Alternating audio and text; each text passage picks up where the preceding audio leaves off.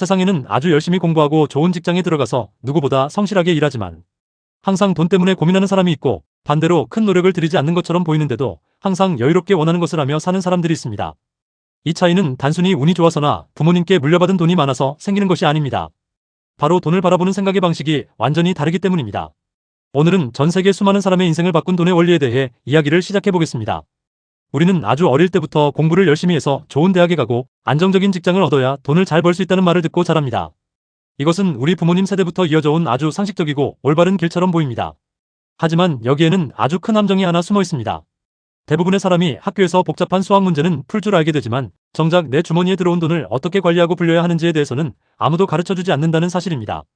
그래서 많은 사람이 성인이 된 후 월급을 받기 시작하면 곧바로 새항쥐 레이스라고 불리는 끝없는 쳇바퀴에 올라타게 됩니다. 이 쳇바퀴는 두려움과 탐욕이라는 두 가지 감정에서 시작됩니다. 아침에 일어나 출근을 하는 이유는 돈이 없을 때 겪게 될 고통이나 청구서를 내지 못할 상황에 대한 두려움 때문입니다. 그렇게 열심히 일해서 월급을 받으면 이번에는 사고 싶은 물건을 사고 맛있는 것을 먹고 싶은 탐욕 혹은 욕망이 생겨납니다. 사람들은 이 욕망을 채우기 위해 월급을 금방 써버리고 다시 돈이 떨어지면 두려움 때문에 일터로 향합니다. 연봉이 올라가도 지출이 함께 늘어나기 때문에 이 굴레에서 벗어나기가 힘듭니다. 이것이 바로 우리가 돈을 위해 일하는 전형적인 모습입니다. 하지만 진짜 부자들은 돈을 위해 일하는 대신 돈이 자신을 위해 일하게 만듭니다. 이 차이를 이해하기 위해 가장 먼저 알아야 할 개념이 바로 자산과 부채의 차이입니다. 아주 간단하게 설명하자면 자산은 내 주머니에 돈을 넣어주는 것이고 부채는 내 주머니에서 돈을 빼가는 것입니다. 부자가 되고 싶은 사람이라면 인생의 모든 선택에서 이 기준을 적용해야 합니다. 예를 들어 많은 사람이 내 집을 마련하는 것이 인생 최대의 자산이라고 생각하지만 냉정하게 따져보면 집은 매달 대출 이자와 세금, 수리비라는 명목으로 내 주머니에서 돈을 계속 빼갑니다. 즉, 현금 흐름의 관점에서 보면 그것은 자산이 아니라 부채에 가깝습니다. 진짜 자산은 내가 잠을 자고 있거나 여행을 가 있을 때도 나를 위해 일하며 돈을 벌어다 주는 것들을 말합니다. 내가 직접 일하지 않아도 월세가 들어오는 작은 건물, 매달 배당금을 주는 주식, 혹은 내가 만든 콘텐츠나 아이디어가 만들어내는 저작권료 같은 것들이 여기에 해당합니다. 부자들은 수입이 생기면 가장 먼저 이런 자산을 사는 데에 집중합니다. 반면 일반적인 사람들은 수입이 생기면 가장 먼저 최신형 휴대폰이나 멋진 자동차 같은 부채를 삽니다. 겉으로 보기에는 부유해 보일지 몰라도 매달 나가는 할부금과 유지비 때문에 그들은 점점 더 열심히 일해야만 하는 상황에 놓이게 됩니다. 경제적 자유를 얻는다는 것은 단순히 돈이 엄청나게 많은 상태를 의미하는 것이 아닙니다. 내가 일을 하지 않아도 나의 자산들이 벌어다주는 돈이 내가 생활하는 데 필요한 모든 비용보다 많아지는 상태를 말합니다. 이때 비로소 우리는 두려움 때문에 억지로 일하지 않아도 되는 자유를 얻게 됩니다. 학교에서는 전공 지식을 배워서 높은 몸값을 받는 법을 가르치지만 진짜 세상에서 필요한 것은 숫자를 읽는 눈과 돈의 흐름을 이해하는 금융지능입니다. 돈은 일종의 강력한 에너지와 같습니다. 이 에너지를 다루는 법을 모르면 우리는 평생 이 에너지에 휘둘리며 살게 됩니다. 하지만 돈이 움직이는 원리를 이해하고 자산과 부채를 구분할 줄 알게 되면 그때부터는 우리가 이 에너지의 주인이 될 수 있습니다. 지금 당장 수중에 큰 돈이 없더라도 괜찮습니다. 중요한 것은 내 지갑에서 나가는 돈이 나를 더 가난하게 만드는 부채로 가고 있는지 아니면 미래에 더 큰 열매를 맺을 자산의 씨앗이 되고 있는지를 구별하는 눈을 갖는 것입니다. 이것이 부의 길로 들어서는 첫 번째 걸음이자 가장 중요한 기초입니다. 우리가 매일 내리는 작은 소비의 결정들이 모여 수십 년 뒤의 미래를 결정합니다. 단순히 월급을 많이 받는 사람이 승자가 아니라 그 월급을 이용해 얼마나 많은 자산을 구축했느냐가 진정한 승부를 가릅니다. 똑똑한 사람은 돈을 많이 벌기 위해 노력하지만 현명한 사람은 돈이 자신을 위해 충성스럽게 일하도록 시스템을 만듭니다. 이 차이를 깨닫는 순간 세상을 바라보는 눈은 이전과 완전히 달라질 것입니다. 이제 우리는 단순히 노동의 대가로 받는 숫자에 집착하는 것이 아니라 내 인생을 대신해서 띄워줄 튼튼한 경제적 기반을 어떻게 쌓아 올릴 것인지 고민해야 합니다. 이 과정은 복잡한 회계 지식보다도 자신의 욕망을 다스리고 장기적인 안목을 갖는 인내심에서부터 시작됩니다. 자산과 부채의 차이를 명확히 이해했다면 이제 그 다음 단계로 나아가야 합니다. 많은 사람이 직장 생활을 열심히 하면서도 경제적으로 제자리 걸음인 이유는 자신의 직업과 사업을 혼동하기 때문입니다. 보통 누군가에게 무슨 일을 하느냐고 물으면 그들은 자신의 직업을 말합니다. 은행원이라거나 요리사 혹은 선생님이라고 답하죠. 하지만 그것은 엄밀히 말해 그들의 직업일 뿐 사업은 아닙니다. 직업은 매달 나가는 생활비를 충당하기 위해 나의 시간과 노동을 제공하는 일입니다. 반면에 진짜 사업은 내가 그 자리에 없어도 스스로 돌아가며 내 자산 목록을 풍성하게 만들어주는 시스템을 의미합니다. 부자가 되기 위해서는 남을 위해 일하는 시간 외에 나 자신을 위해 일하는 시간을 반드시 확보해야 합니다. 맥도날드 창업자인 레이 크록은 사람들에게 제 사업이 무엇이라고 생각하나요? 라고 물었습니다. 사람들은 당연히 햄버거를 파는 일이라고 생각했지만 그의 진짜 사업은 부동산이었습니다. 햄버거라는 상품을 팔아 전 세계 좋은 길목에 땅을 사고 그 위에 매장을 세우는 것이 그의 본질적인 사업이었던 것입니다. 우리도 마찬가지입니다. 직장에서 받은 월급으로 단순히 생활하는 것에 그치지 않고 그 돈의 일부를 떼어 나만의 자산 목록을 채워나가는 행위가 바로 진짜 사업을 하는 것입니다. 주식이나 채권 혹은 작은 아이디어로 만든 창작물처럼 내가 직접 몸을 쓰지 않아도 가치가 올라가거나 현금을 만들어내는 것들을 하나씩 모아야 합니다. 이 과정을 더 빠르고 안전하게 만들어주는 도구가 바로 금융지능입니다. 금융지능은 크게 4가지 영역으로 나뉩니다. 첫째는 숫자를 이해하는 능력입니다. 복잡한 회계 원리를 다 알 필요는 없지만 내 돈이 어디서 와서 어디로 흘러가는지를 파악하는 기초적인 숫자의 감각은 필수적입니다. 둘째는 돈을 버는 방법을 아는 투자 전략입니다. 셋째는 시장을 이해하는 눈입니다. 사람들이 지금 무엇을 필요로 하는지, 그리고 세상에 돈이 어디로 쏠리고 있는지를 아는 것입니다. 마지막 넷째는 법률과 규칙을 아는 힘입니다. 특히 법률과 규칙은 부자들이 자신들의 재산을 지키기 위해 사용하는 가장 강력한 방패입니다. 일반적인 개인은 돈을 벌면 국가에 먼저 세금을 내고 남은 돈으로 생활합니다.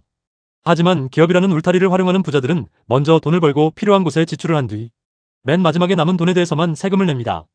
이것은 편법이 아니라 세상이 정해놓은 게임의 규칙을 정확히 알고 활용하는 것입니다.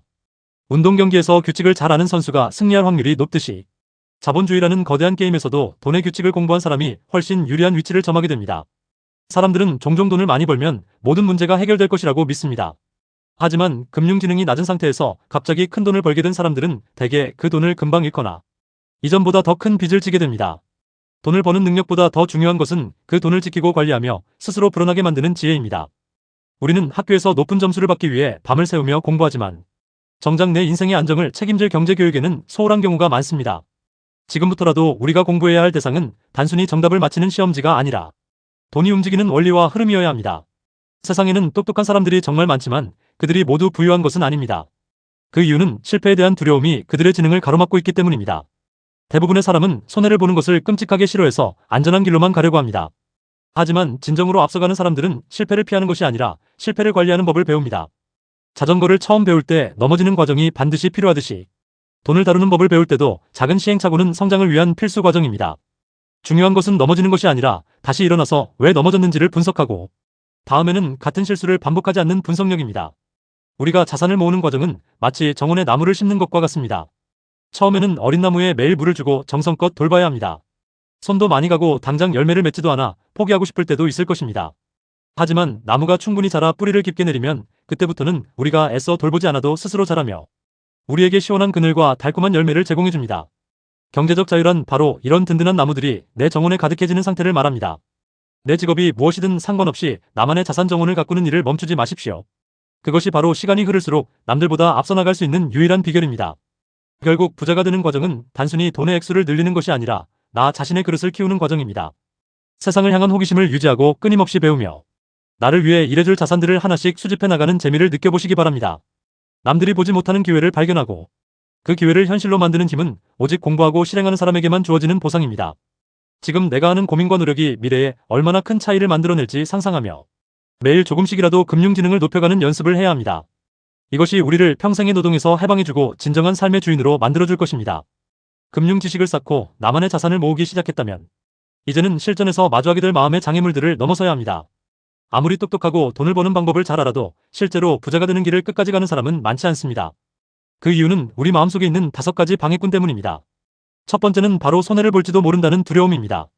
돈을 잃고 싶어하는 사람은 세상에 아무도 없지만 부자가 된 사람 중에 단 한 번도 돈을 잃어보지 않은 사람은 없습니다. 반면 가난한 사람들은 돈을 잃을까봐 아예 아무것도 시도하지 않다가 결국 아무것도 얻지 못합니다.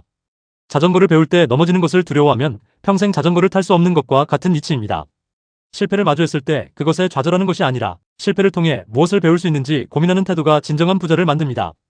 두 번째 방해꾼은 냉소주의입니다. 우리가 새로운 시도를 하려고 할 때 주변에서는 그건 위험해, 네가 그걸 어떻게 해? 같은 부정적인 말들을 쏟아내곤 합니다. 혹은 우리 스스로 지금 경제가 안 좋으니까 안 될 거야 라며 핑계를 찾기도 합니다. 이런 냉소적인 생각들은 우리 눈앞에 있는 기회를 가려버립니다. 세상이 무너질 것처럼 걱정만 하기보다는 그 안에서 내가 할 수 있는 작은 일부터 찾아내는 용기가 필요합니다.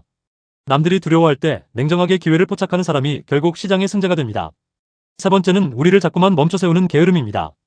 그런데 여기서 말하는 게으름은 아무것도 안 하고 누워있는 것만을 의미하지 않습니다. 오히려 너무 바쁘게 사는 것이 게으름의 다른 모습일 때가 많습니다.